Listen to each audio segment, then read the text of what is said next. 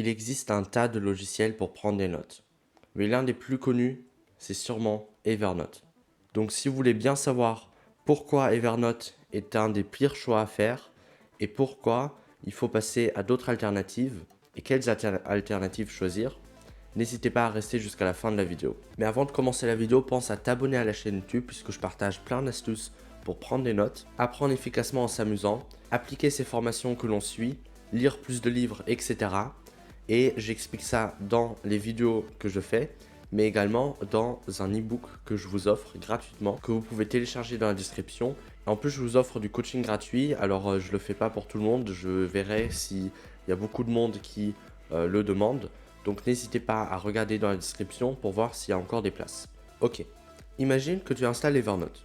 Au début, tout fonctionne à peu près comme il faut. Seulement, tu te rends compte qu'au fil des jours, au fil des semaines, il devient de plus en plus lent, jusqu'à ce que ça devienne insupportable et que le temps que vous ayez une idée en tête et que vous la notiez, il s'est déjà passé 10 minutes et que vous avez tout oublié. Des mises à jour qui se font tous les jours et le pire dans tout ça, c'est qu'on finit par devenir dépendant de cette usine à gaz parce que toutes nos notes sont stockées dans ce logiciel. Sachant qu'en plus, tout est stocké dans le cloud et que c'est pas du tout sécurisé parce que n'importe quel employé a accès à Evernote. Mais pas de panique, je vais vous expliquer comment éviter ces problèmes. Donc, on commence tout de suite. Donc le premier problème qui se pose, c'est qu'il devient de plus en plus lent au fur et à mesure, jusqu'à devenir insupportable à utiliser. Et le pire, c'est qu'on devient dépendant de toutes les notes qu'on a accumulées, mais également du logiciel qu'on a utilisé. Et le problème, il est là.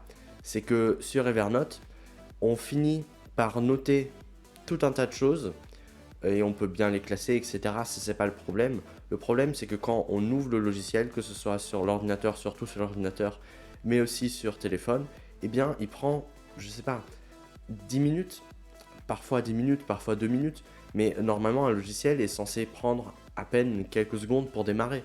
On va être gentil, 10 secondes et c'est fait. Mais la solution, en fait, c'est de se tourner vers un logiciel qui est plus rapide, mais surtout où tu peux ne pas stocker toutes tes notes sur leur cloud, mais aussi stocker tes notes à l'intérieur d'un disque dur chez toi. Mais bon, quel outil choisir? C'est difficile parce que le nombre de choix est quasi illimité.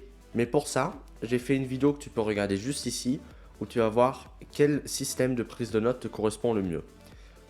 Pour ma part, j'ai choisi d'utiliser Obsidian car tout est stocké sur mon ordinateur, mais je peux également le stocker chez eux et je peux également lier mes notes avec des tags, avec tout un système que j'explique plus en détail dans cette vidéo. Donc n'hésite pas à aller voir ces deux vidéos. Si tu n'es pas sûr de quel système tu veux prendre, regarde la vidéo sur quel système de prise de notes, quel logiciel en fait choisir.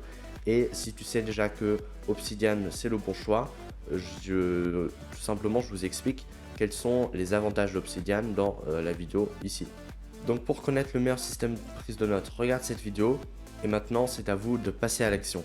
Et pour ceux qui aimeraient aller plus loin, qui aimeraient avoir un vrai système de prise de notes qui fonctionne bien et qui voudraient aussi apprendre plus efficacement et comment tirer le meilleur de ces livres et de ces formations pour l'appliquer concrètement dans sa vraie vie, eh bien j'ai un e-book gratuit et aussi un coaching que je vous offre.